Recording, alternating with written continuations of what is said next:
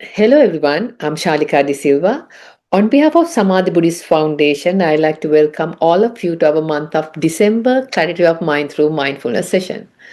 Today our topic is another chapter from Bhikkhu Bodhi's book, In the Buddha's Words, A Family Man's Happiness. It is definitely going to be another interesting topic. So I would like to invite Most Venerable Panadure Chandaratana Thero to commence today's session. Theruvan Sarnai Bante. Okay, so we'll sit in a comfortable position. So you can calm down yourself, relax yourself.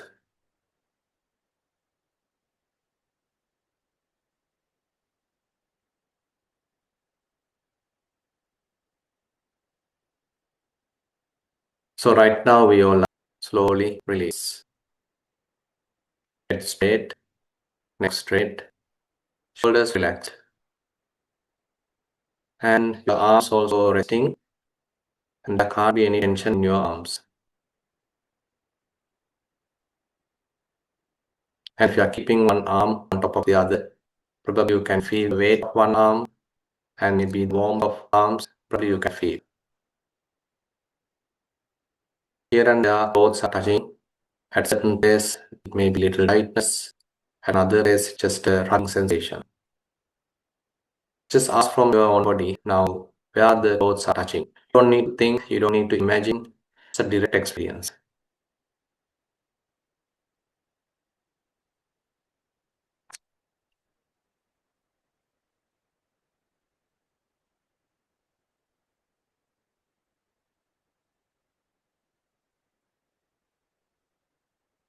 As we further connected with the body, so we can recognize the breathing, rising and falling of the abdomen, and probably you can recognize the heart vibration. And let's keep our attention at the rising and falling. Allow the body to breathe naturally. And it is how you recognize each rising, each falling. If you feel that your mind still gets distracted, you can use labeling. Once you recognize rising, you can label it as rising, mentally note it as rising. And when you recognize falling, you can mentally note it as falling. Very simple, it's a quite ordinary experience. To this ordinary experience, particularly we are trying to pay attention and also we know it.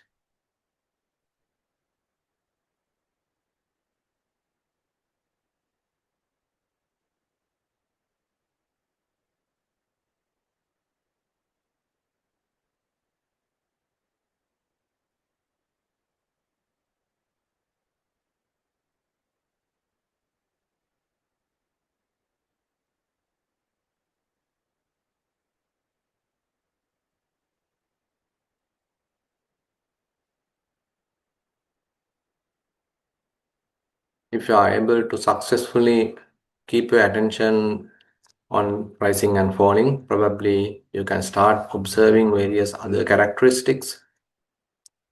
Whether you are able to recognize the beginning, the middle, the end of rising, the gap between rising and falling, beginning, middle, end of falling, the gap between falling and rising.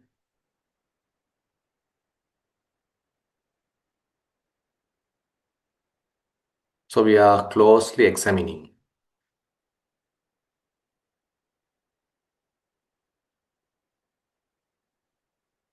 If your mind gets distracted, don't worry about it.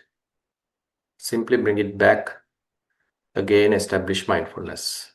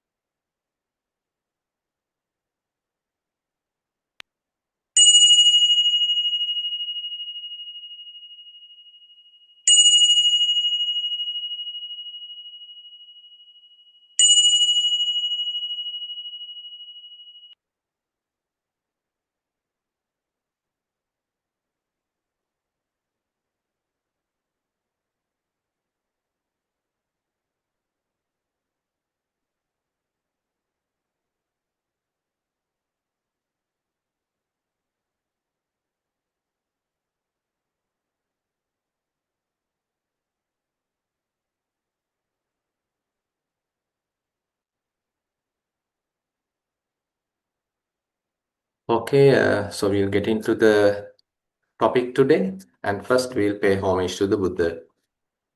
Namo tassa bhagavato arahato samma sambuddhassa. Namo tassa bhagavato arahato samma sambuddhassa. Namo tassa bhagavato arahato samma sambuddhassa. So, as Shalika mentioned, today's topic also was taken from Bhikkhu Bodhi's book, The Buddha's Words. And here, actually, a very interesting topic with respect to the family people, because how they are supposed to gain happiness during this kind of a typical family life. So here the discussion happened between the Buddha and one of his great disciple called Anathapindika, who has offered Jetvanarame, and particularly this targeting the lay people who are living the household lives. And the happiness is taken into a different direction or different level, and Buddha is explaining it at sort of four different ways, four kinds of happiness for a lay person. So sometimes we are thinking about the Buddhism, the Buddha's teaching, where he is too much emphasizing about the dukkha and the negative side of life, and sometimes people start complaining like that. But here these suttas really explain that Buddha really appreciate the kind of a happiness in even in the lay life. So we'll explore how and well he has explained that particular happiness. And basically, these are categorized into four, as I mentioned. So happiness of possession, happiness of enjoyment, happiness of freedom from debt, and happiness of blamelessness. So these are the four categories that Buddha uh, is trying to emphasize. And these are all, as I mentioned, the lay people happiness, a householder's happiness. And it is not something Buddha condemned. And also, this particular happiness has to be righteous, ethical, and wisely used. And he is not restricting ourselves onto this particular happiness. He is using this as a kind of a foundation for the spiritual growth. So that's the interesting part also. Because if we are limiting our happiness only to that extent, then it is very much like we are stuck in it. We don't know where to grow, where to move forward. And here is giving a kind of an indication. Still, it is happy, but at the same time, it's giving a fair amount of room for further development, even for a spiritual growth. Now, the first type of happiness is called Atti Sukha, happiness of possession. So this is not difficult to understand. So basically, as a layperson, you may be acquiring some wealth. It may be through your kind of occupation and maybe farming or any other profession, maybe teaching. So different kinds of professions are there, and you are involving there and trying to earn something. And so this is how we are accumulating some kind of a money, a wealth. Using that wealth, probably you are acquiring maybe a land, maybe a house, maybe a car, maybe a vehicle, any other thing, various furniture. So various things are there that we usually acquire and expecting certain kind of a happiness. And once we have them, we have that mentality, okay, I have it, I own it. So this is also a kind of a mental quality, psychologically giving certain influence. So for as a layperson, you need something and you acquire that, and as a result of that, you feel okay. I am happy because now I have it.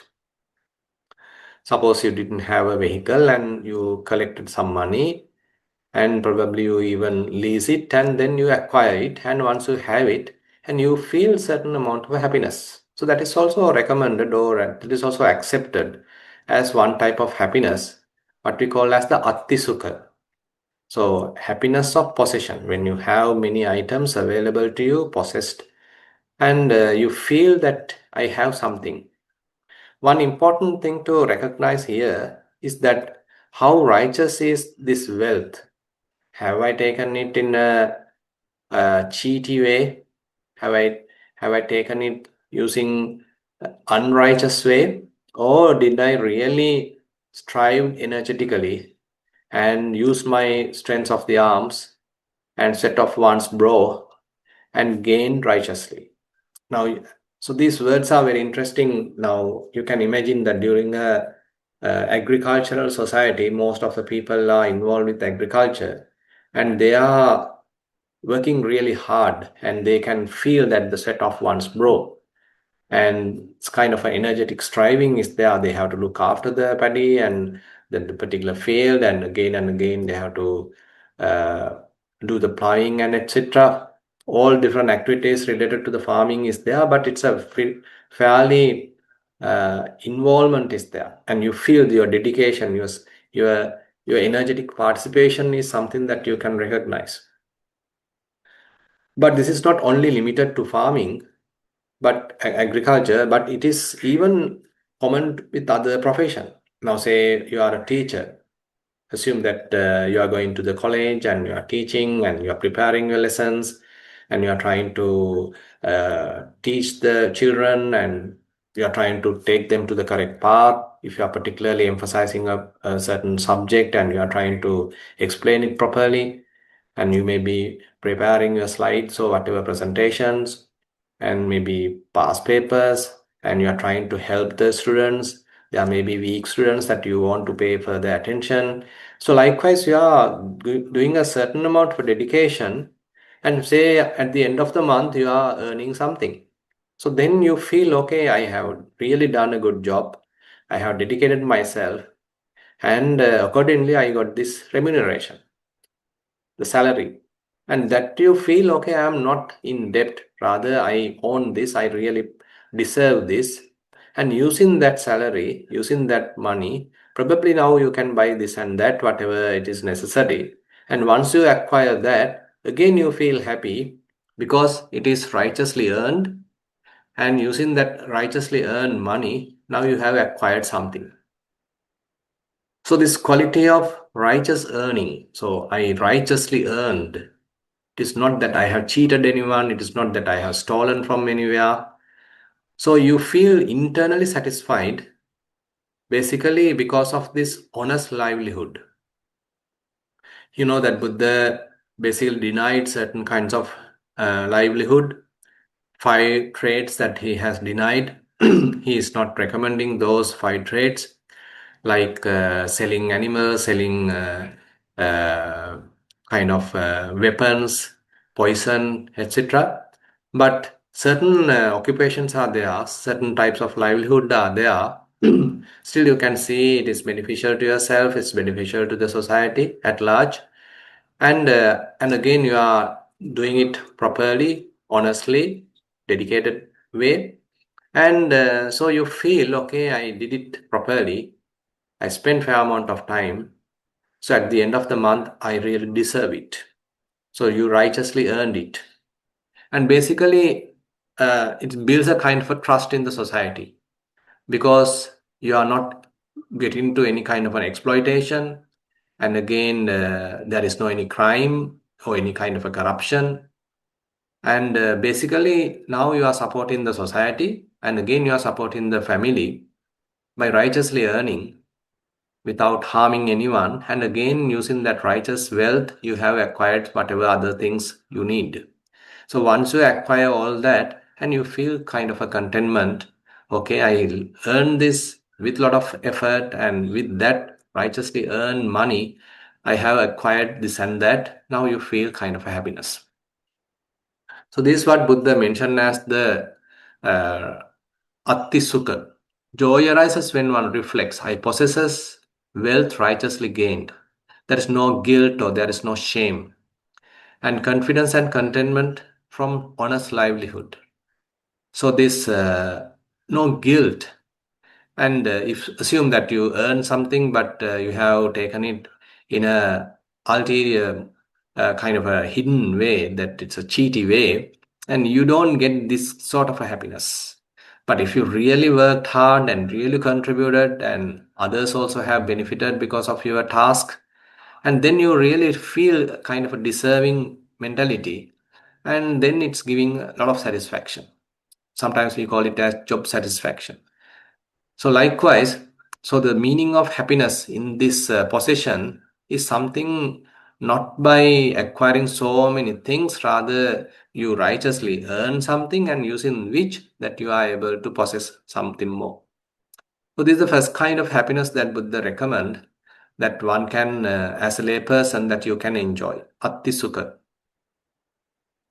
Then further, Buddha mentioned about the Bhoga Sukha, happiness of enjoyment.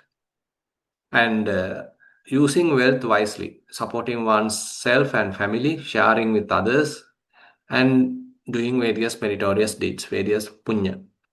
Now, once we have money or once we have various different kinds of wealth, and sometimes if we are not sharing with others and if we only consume by ourselves, then the other people also feel little jealous, and sort of they start try to cheat us or to steal from us. So these kind of issues are also there, because wealth is something that everybody wants, and anyway we were able to acquire a certain portion. But if we are quite stingy and we don't want to share it with anyone, so that is also not the way that we can be happy. But how to share with, I'm not saying the whole thing, but how to share a certain portion with the others, maybe with your children, maybe with the other family members, your neighbors, your whoever in need. So likewise, so sharing with others, also giving another aspect of happiness. Because sometimes it's also difficult, because as I mentioned, how you earned is in a hard way. It is not that it came in an easy manner, rather you spent fair amount of time, you dedicated yourself, and you worked hard, and that wealth what you have acquired, now sharing with another person is in a way kind of a difficult task. So that's why the generosity is a kind of a skill, that once you acquire something righteously, to share it with another person is a kind of a skill. Not everybody can do it. So the one who can do it has another type of happiness. So that is called Bhoga Sukha. It is not that many things are available and you simply enjoy it by yourself, but rather I am enjoying as well as I am sharing with my family and my friends and my neighbors and whoever the relatives, whoever in need. So I have acquired certain amount of wealth, and not alone, I am sharing with others and they also now happy because of my wealth. So kind of a generosity and the enjoyment in a balanced way. So you are also enjoying the wealth and also you are generous, and others also sharing it, others also getting the benefit. So then basically this kind of a wealth become a cause for a merit, because in order to do something good and to acquire some merit, you need certain amount of wealth. If you have something only, you can share it with others. If you have something only, you can give it to another person. You can be generous. And once you have it, if you are doing like that, if you are sharing with others, and you are getting involved with certain amount of meritorious activities, and then it's a kind of a balance. Certainly you have acquired in a righteous way, and now you are sharing with, and again it gives you another aspect of happiness. It's not that you alone being happy, but you can make some others also happy because of your wealth. Now, this is a kind of a healthy enjoyment, and there is no any resentment coming from the others, any jealousy coming from the others, because you are ready to share what you have. And again, that generous activity also generates certain amount of joy by seeing that some many others also have benefited, and it is not alone yourself, but others are also benefited, and you feel that happiness that they also enjoy. And it's a kind of a circulating the wealth. It is not that I alone enjoying it, but I am sharing with others also being happy about my wealth, what I have acquired. So it is not kind of that you are hoarding the wealth, rather you are sharing with the others. So basically, this can promote certain positive emotions in you. So the gladness arise, the happiness arise, kind of a contentment arise, the generosity based kind of a mudita, the altruistic joy arise by seeing someone else also happy. You also can be happy. The mudita, the altruistic joy arise. So you can see now we are talking about the wealth, but when we are properly using it in a generous, in a wise way, it becomes a source of happiness. So therefore, this is something that Buddha really recognize. So it is not that Buddha denies it and say you have to relinquish everything. Rather, Buddha see this aspect which is attributed to the lay people.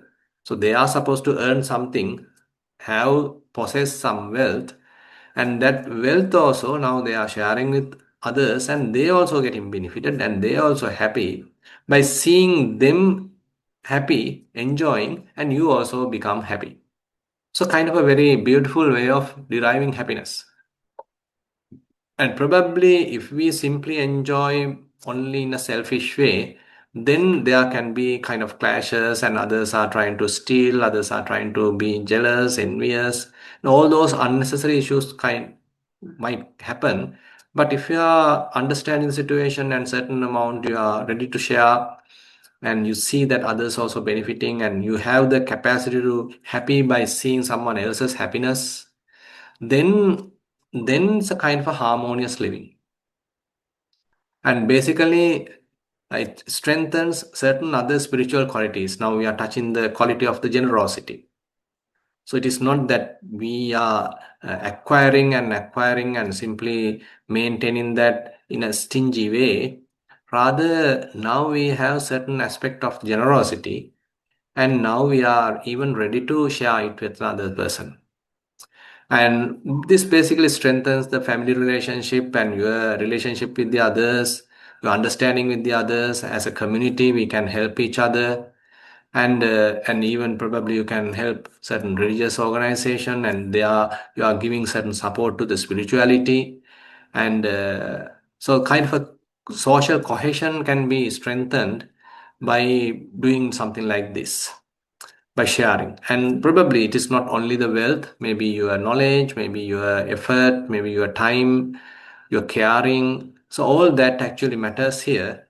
So how you are ready to share it, how you are ready to enjoy that when someone else has used it, someone else has benefited from that. So basically, so this may reduce the inequality. So sometimes what happens is certain people only appear like rich while many others are kind of suppressed or quite poor. Then there's a big difference. Wealth-wise, there's a big difference. Then there can be clashes. But on the other hand, you can see that Buddha seeing it in a more broader way. So when someone has acquired some wealth, so let him be generous, let him share with others. So then the others also getting the benefit, and this person also have the capacity to be happy by seeing someone else's happiness, the mudita, altruistic joy. So these are very well connected. The Brahma Vihara practices are very well connected with this. So how we can be happy by seeing someone else's happiness, someone else's progress. And so this is the second aspect, the second type of happiness that Buddha talks to when this Anathapindika. Then what we call as the Ananasukha, happiness of freedom from debt. Now, typically nowadays, we are going from a different angle. Now, you all are maybe having a credit card and various other different terms, and it has become a kind of a habit and a norm that you are enjoying certain amount of wealth taken on debt. So, it has become one of the economic tradition now. But here Buddha is giving a different aspect, different perspective. So not to become in debt to anyone. So that is where the Ananasukha comes to the picture, that you haven't become on to anyone, you haven't become in debt to anyone, Rather, you are able to manage your wealth without some excess expenditures, excess expenses. So you know how to handle your whatever the wealth. So as a result of that, you feel okay. I am not in debt to anyone. So it may be a large sum or a small amount, doesn't matter. So basically, it promotes some kind of a financial independence. You're not dependent on anyone. You are not owned to anyone. Because what's happened is, assume that you taken some money from someone and he again and again come and bugging you and asking you the interest and asking you to return. So it becomes a real headache. It becomes a burden at the end of the month. If a fair amount of your salary is taking to another organization or to another person that you are paying off the debt, so it is something that you feel as a burden. But on the other hand, if you feel okay, I have no debts, everything is paid off, and now I am completely free, it is releasing the pressure. And it basically promotes this financial independence. And basically, it's a kind of peace of mind in a way. And you feel secured and nobody to threat you, nobody to come and bug you and kind of asking this and that. Rather, you feel independent. If it basically promotes the peace of mind. And you know that even when someone is going to become ordained, so one important condition to satisfy is that he is free from all the debts. So it's a kind of a prerequisite in order to become a monk. So when one want to become a monk, so it is particularly asked whether you have any debts to the government, to another person. So you have to free from all that, then only you can become a monk, something like that. So it gives a peace of mind, and then you can actually look after yourself. And once you are into meditation and various other spiritual activities, so there is no any kind of a burdening issue in the mind that I have to pay off this, I am in debt of this.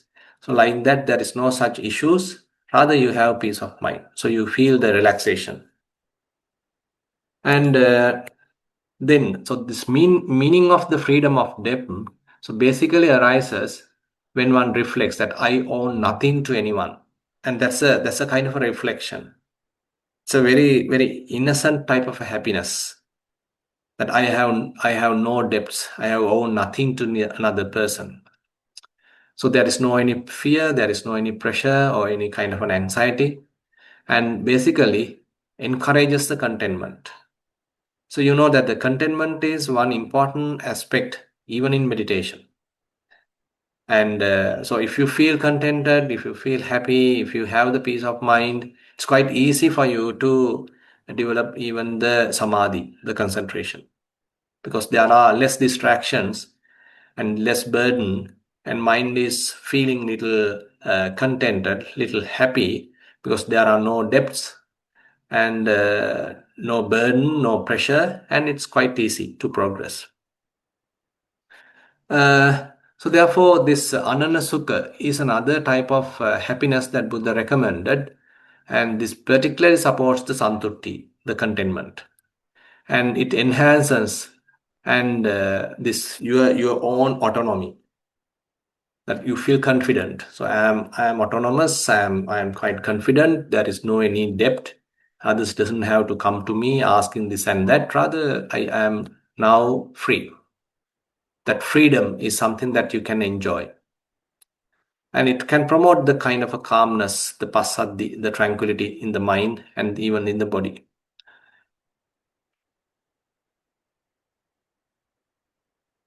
And on one hand, probably it can even promotes kind of a simple living, because sometimes what happen is we have no limits in acquiring many things. But if you want to maintain a kind of a criteria, okay, I'm not going to take anything from another person in debt.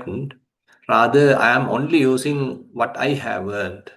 So in such kind of a motivation, if you are trying to maintain such kind of a principle in your life, then you have to somehow manage based on what you really earn. You can't go for excess expenditures. Rather, you have to manage from what you earn. Because what happens is sometimes we have endless desires and you are trying to compete with the others. And you are, in order to satisfy that, then you have to go for various debts. Ultimately, you are in trouble. And sometimes various different kinds of festives that you are kind of spending unnecessarily, and then for many years you have to pay it off. So likewise it becomes a real burden. But on the other hand, if you have a kind of a policy, okay, I'm not going to uh, have any debt to any person or any institution, then somehow you have to manage with what you have. So rather than promoting the credit, rather here you are promoting some kind of an autonomy. So these are sometimes appear like going against the current trends in the society, because nowadays people promote this kind of a credit structure, and sometimes they call something, kind of how well you can pay off can become a one of the important aspect when you are going to earn another, you want to get another loan, a housing loan, something like that. So kind of a different way that the society is operating from the modern economic terms. But on the other hand, if you are not in debt with anyone, to any institution, not to the government, not to any particular person, so it creates a lot of mental freedom. And the last one is called the anavajja sukha. So happiness of blamelessness. So how well are you living?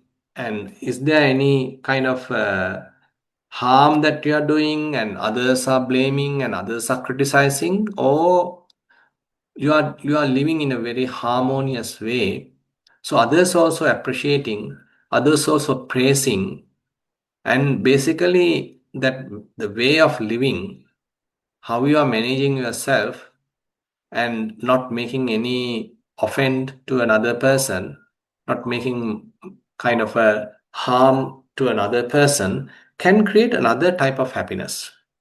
Now, in one sense, all these kinds of happiness is kind of a inner reflections. So in order to be happy, you need to reflect, okay, I am free from any debt. So you are reflecting that and you are deriving some happiness. And again, when you have certain possessions and you reflect, okay, I have this and I have that, and so I am happy because you did a kind of inner reflection. And to the Bogasuka, now you earn something and you share with the others and you are being quite generous and you reflect, again, you being happy. So the kind of a certain inner reflection is something that Buddha promotes here.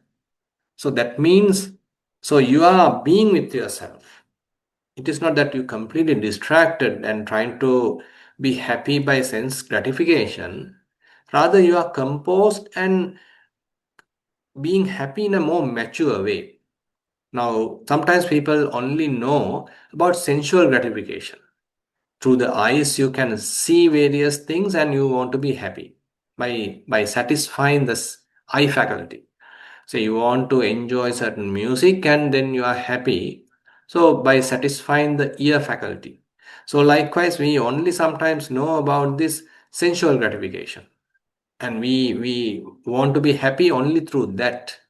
But here Buddha is taking our attention to another standard, another level.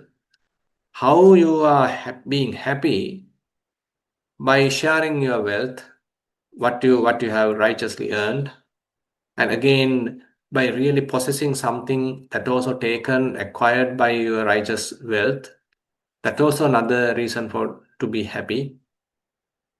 And then that you feel that I'm entirely free from any debt, and then you still feel happy because you are quite feeling independent and there is no one to come and disturb me. I'm completely free from any debts. So that's another aspect of being happiness. And here Anavajja Sukha indicates that your way of living, and you are not harming anyone through the body, through the speech, to the mind, and as much as possible you are internally sort of maintaining certain amount of a composed nature, and that is another aspect of happiness, Anavajja Sukha. So kind of a moral integrity is there, that maintaining the sila, maintaining the moral standard. So you value the ethics, ethical living. So once you value such kind of ethical living, certain, and you are trying to maintain honestly a kind of a moral standard, that is giving another way to be happy. Sometimes people feel unhappy that these things are like rules and regulations. I have to follow this, I have to adhere to this, and they feel quite unhappy. But on the other hand, by recognizing, okay, I have certain standard in my life, I'm maintaining certain living standard, I have a kind of moral standard. So by having such kind of a moral standard, it's a kind of an uplifting quality that we can enjoy. And here, so blamelessness is the highest of the four. Now Buddha promotes this blamelessness, telling, okay, this is the highest, and it is being supported by the other three, and it is basically leading towards inner peace. So you can see that anavajja sukha basically promotes the morality. You are not doing any harm through the body, you are not doing any harm through the speech, and as much as possible you are trying to keep the mind also peaceful, in tranquil. That actually promotes the inner happiness. So now Buddha is directing us towards the spiritual side. So certain opening is there for the spiritual growth as well. It is not entirely a kind of materialistic happiness. Rather, the materialistic happiness is now taken a step to connect with the spiritual happiness. And certain inner peace is there, and then the progress in the practice in the noble path is also there. So likewise, so the wealth is turned into the kind of a spiritual side now. How well that your wealth, how well what your possessions, and that free from all the debts, all that creates a kind of a mentality that which is giving you a kind of peace of the mind. Contentment is in the mind, and you are maintaining very good moral conduct, so that it is adding another aspect to the life, and you feel I deserve even more than this. I deserve something more advanced or more sublime than the current position. Now the avenue is open for you to meditation. Because meditation is another aspect where you are getting some sublime kind of happiness, and you are looking forward for a more spiritual type of happiness. And in order to continue in that happiness, so you are now prepared the ground. So therefore, the layperson's happiness is not mere sense gratification. Rather, Buddha has taken it to another level where the person feel free from any kind of a guilt, any kind of a shame, and any kind of conflict with the others. And it promotes kind of harmonious living and generous living, sharing the wealth with the others. And then you acquire kind of self-satisfaction, and that actually promotes kind of a joy. And while feeling that I am not in debt with anyone, you feel kind of autonomy, kind of a self-confidence. Now all that align with the spiritual happiness. So once all these are fairly satisfied, the opportunity is there for us to further practice in the meditation and various other spiritual path. So the Noble Eightfold Path then become a possible, a doable process, rather than you are being burdened. I have to pay off this, and I am being responsible for this. I am responsible for that. Many people are asking this and asking that. I have to pay off that. So it becomes a real burden. But on the other hand, if you are able to properly manage the wealth and properly share the wealth and not having any debt, so then you have a lot of peace of mind and tranquil composure. Then the opening is available for spiritual happiness. So therefore we can see, so the Buddha's approach is not limited to the sense gratification. So the layperson's happiness is not mere sense gratification. So Buddha has taken it to a really advanced and really beautiful place. And in a way, it is a kind of mature type of happiness. It is not that always that you watch the movie and listen to music and dance, and this kind of a type of happiness that is also is possible. But Buddha is taking it to a more mature kind of happiness. It's an elder's kind of happiness. So this is something that we can look forward in the coming new year, because you know that now we are stepping to 2026 in a conventional way. So you can see whether can I have some sort of happiness in this new coming year. How about the ananasukha, the aspect of free from any debt? How about the boga sukha? I am having wealth and now I am ready to share with others, and others are also benefiting it. I can see their happiness, and so I also feel happy.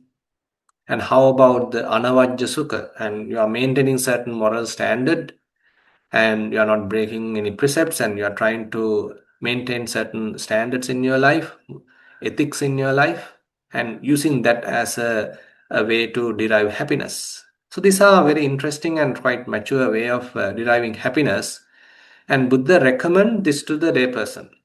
This is what he preached to Anathapindika. So he's a merchant, he's a family man with many children, but he's enjoying this sort of an happiness, and his children also enjoying it. You probably can remember, actually, in Kalalgoda we were discussing Kalakarama Sutta, and this Kalakarama Sutta is based upon a request made by Chula Subhadra is one daughter of Anathapindika, and she herself is a Sotapanna. She herself is a stream winner. Anathapindika is also a stream winner. So you can see, so the children also get the benefit, even the spiritual benefit, when the father is following such kind of a fairly high moral standard, and he himself being a really rich merchant. So he was generous and sharing with the others, and so that happiness is also there for him. So likewise, it's a kind of very balanced system, that not you alone happy, but even your children become happy, and now they are also looking forward for the spiritual happiness. So many further happiness is possible even for a layperson. So these are sometimes people are not much talking, but they only talk about the giving up. But here you can see it's not merely giving up. You are earning, you are righteously earning, and you are possessing also, and you are ready to share, and others also happy, and you look at that and you are also happy. And at the same time, you are maintaining moral standard. Okay, with that note, I like to conclude today's this teaching session. And now, if you have any point to add, or if you need any clarification, or if you have any meditation report, now we can discuss.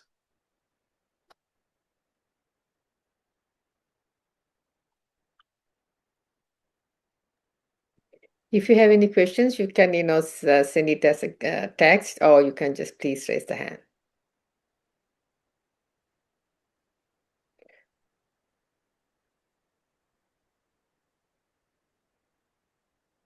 Until someone asks a question. Bhante, I just actually, when you were explaining about the four ways of happiness, I was actually more focusing on the blameless uh, Uh-huh.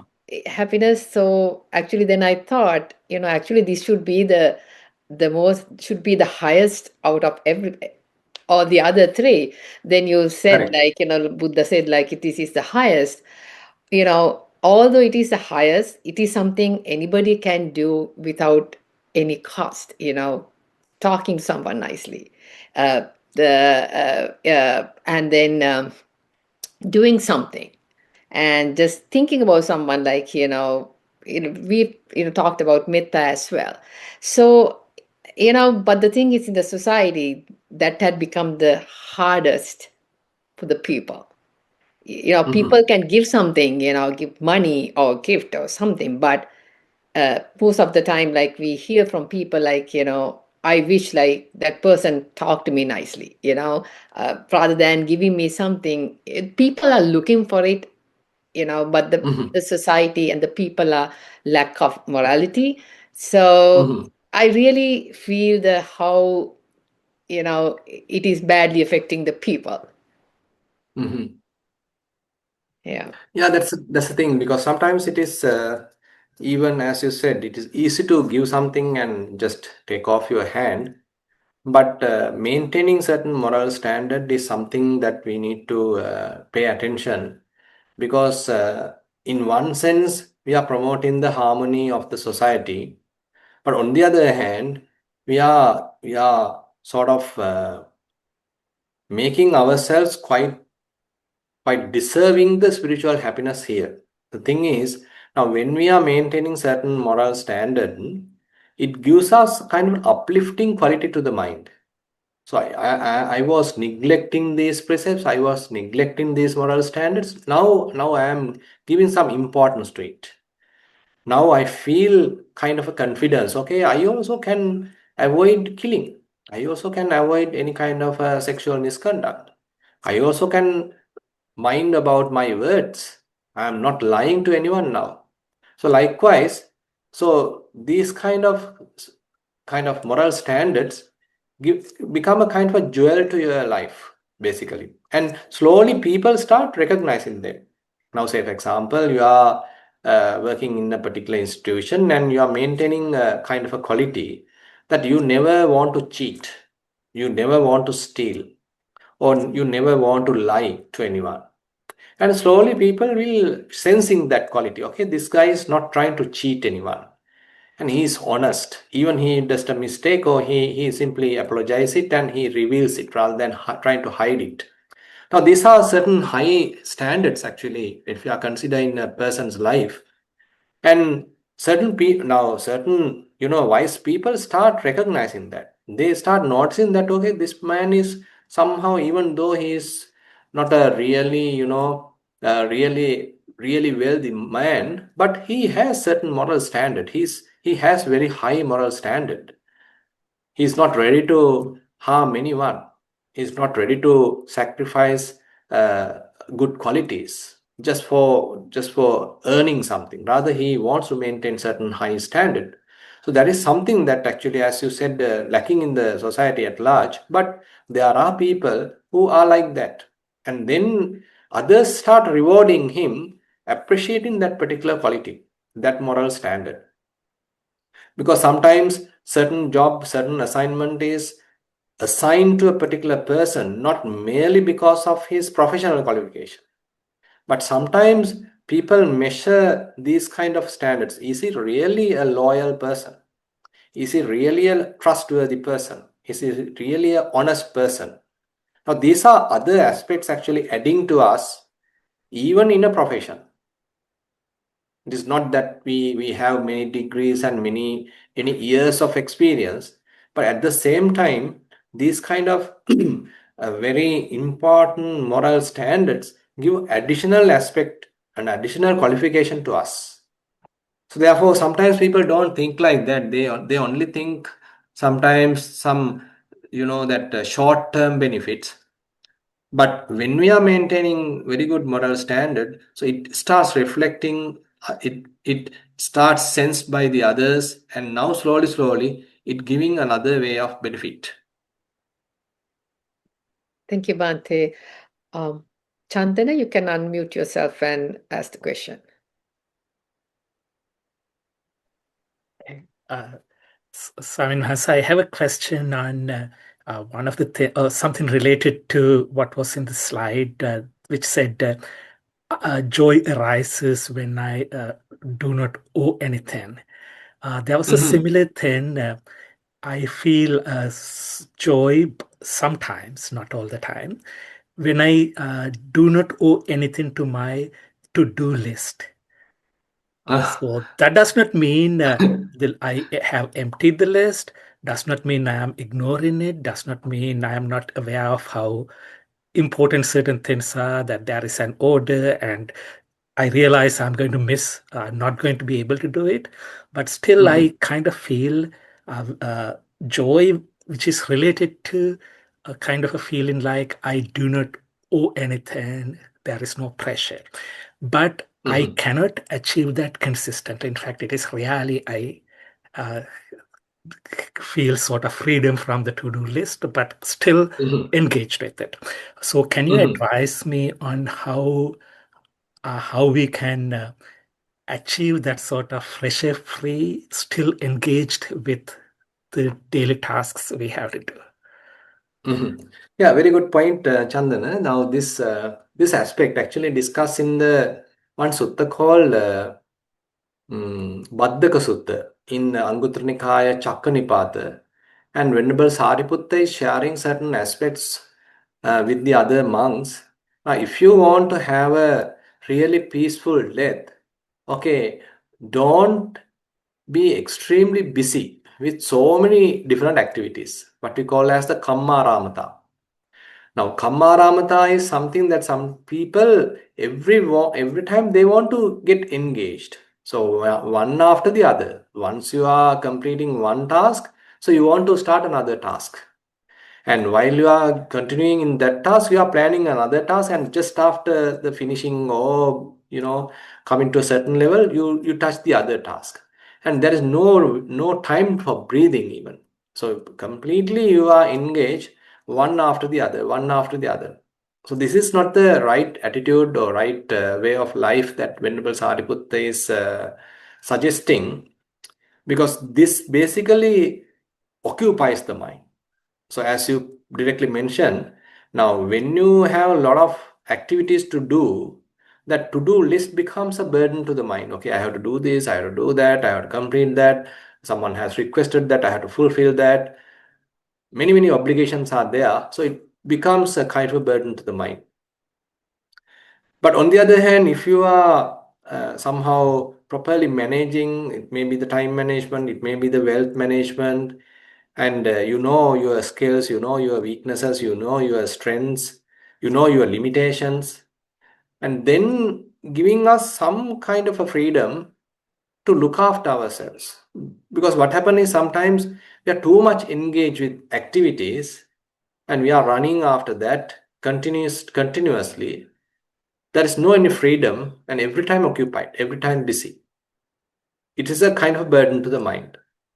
But on the other hand, if we know, okay, what are my limitations?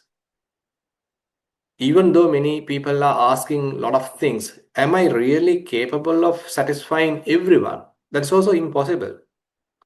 Now, say for example, you have certain amount of wealth and someone is asking, but if you know, okay, this is my limit, my family also needs certain amount of wealth, I have certain other obligations, so I'm sorry, I can't share that right now. So you recognize the limitations.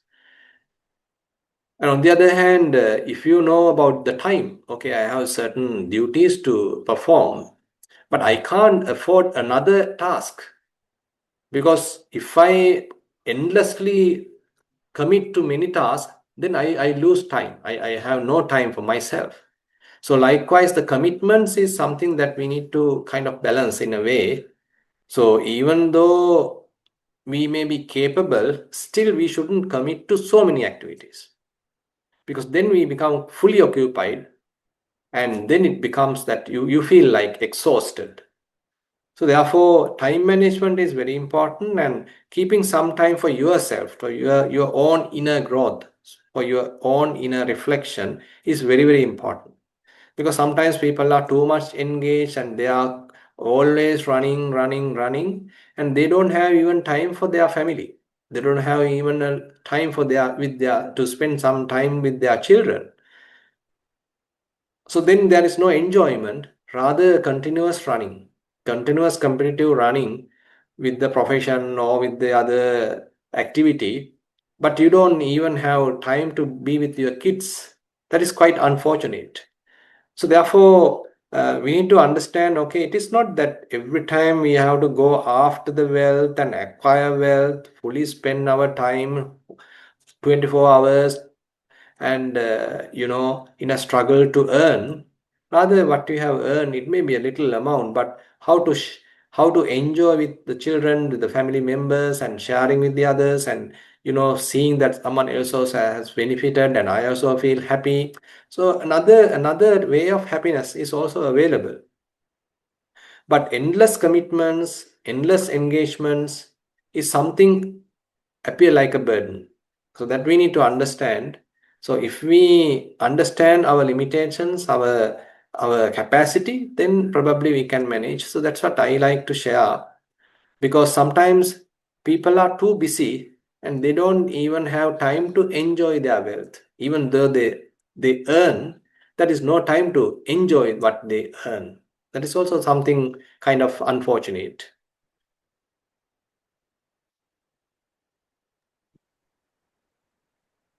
Thank you, Bante. Chandra, do you want to add anything? Good. Bante, there's a question in the chat. It's called, what is Anudassana Vinaya? Can you please explain? Anudassana Vinaya. Anudassana Vinaya? I haven't heard. No. Anudassana Vinaya. I'm not familiar with that word, by the way. Anudassana. Kanti, if you want to ask the question by Yeah. yourself, you can do that too. You can unmute and ask. There is no such thing. Yeah. Yes. Bante is Anidassana Vijnana.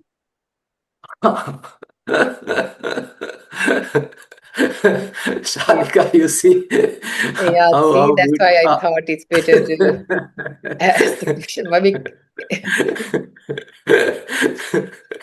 Sorry about that. Yeah. Okay. So, Anidasana Vijnana is a very profound term, actually. So, so we can attribute only that to the Arahant, where the mind is completely free from any defilement and it's completely transparent and not filled with any kind of a sanya, any perception, any kind of a conditioning. Rather, the mind become completely transparent and not trapped in any kind of a name and form. You know that the typically vijnana, the consciousness is tangled with name and form. Some sort of a feeling is there, sort of a perception is there, and some sort of a thought is there. Willful activities are there. So always the mind is agitated in general, and specifically consciousness is tangled with name and form. You know that for the consciousness, the one ahara, one attribute, one nutrition is the name and form, vijnana and nama rupa. So vijnana and nama rupa are constantly in a kind of a tanglement. They depend each other. So every time the name and form produce inside the mind, and then the consciousness get trapped in it, get tangled in it. But on the other hand, so if the desires are less, if the lustful conditions are less, then more and more the clarity of the mind arise, spaciousness of the mind arise, so that the consciousness become more and more pure, more and more transparent, and then it is called the Anidassana Vijnana, where there is no any kind of a image, there is no any kind of a artwork, there is no any kind of a thought, any mental engagement. Rather, mind is completely quiet, fairly transparent, fairly pure, still very aware. So that is why it is called Anidassana Vijnana. Thank you, Bante. Okay. Okay, if there are no more questions, probably Shalika, we can wind up the session, and probably you have any greetings for the coming new year. wish you, Bante, and all our participants a very happy and healthy, peaceful new year. And hope that new year brings us like many opportunities to deepen our practice. It will be another successful and good year for everybody. Thank you Okay, very fine. much. Yeah, Okay. much better, Bante. Terwan Saranai. Yeah, Thero Sanai. So wish you all a happy new year. Thero Sanai. Thank you, Bante.